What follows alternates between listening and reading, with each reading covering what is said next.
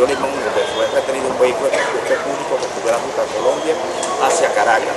Una vez realizada la revisión en los compartimentos respectivos, se ubicó una maleta que no tenía el ticket de identificación correspondiente y con la ayuda del perro antidrogas marcó el mismo. Una vez realizada la revisión exhaustiva, se detectó de manera oculta la cantidad de 2 kilos y 17 gramos de la presunta droga conocida como cocaína. De este procedimiento hay 2 personas detenidas de nacionalidad colombiana, el conductor y el ayudante. En un segundo fueron detenidas 2 personas que transportaban de manera oculta en un transporte público la cantidad de 53 botellas de licor de whisky, marca Buchanan y Olpar, que de acuerdo a las investigaciones con los expertos del mismo, este licor es adulterado.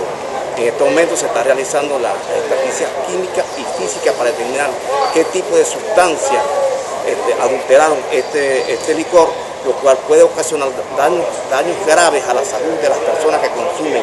Por eso hago un llamado a la colectividad de abstenerse en estos días de comprar este tipo de bebidas alcohólicas no autorizadas o no están siendo vendidas en los establecimientos comerciales para tal fin.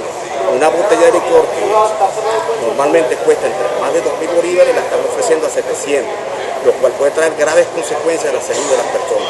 En otro procedimiento realizado en el plan Patria Segura, fue retenido un vehículo 350.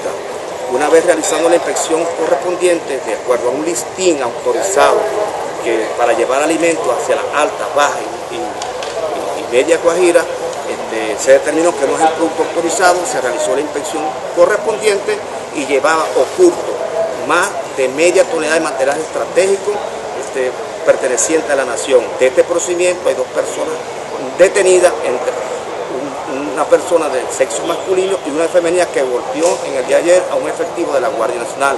Se notificó a la Fiscalía del Ministerio Público y se ordenó la detención de los mismos.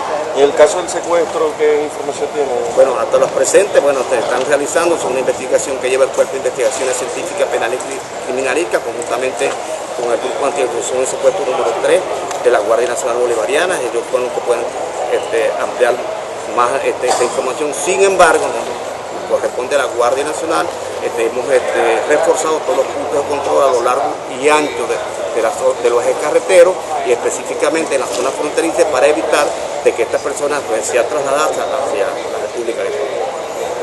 Gracias.